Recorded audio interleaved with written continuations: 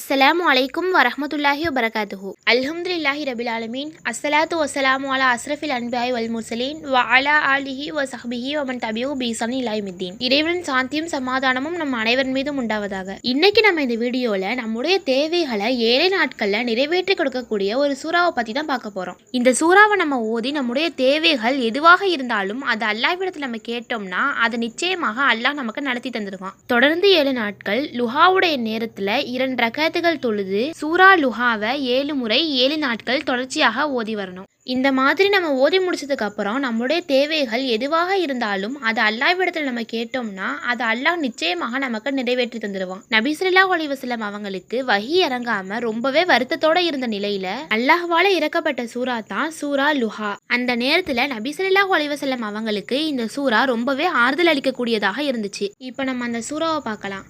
பிஸ்மில்லாஹிர் ரஹ்மானிர் ரஹீம்.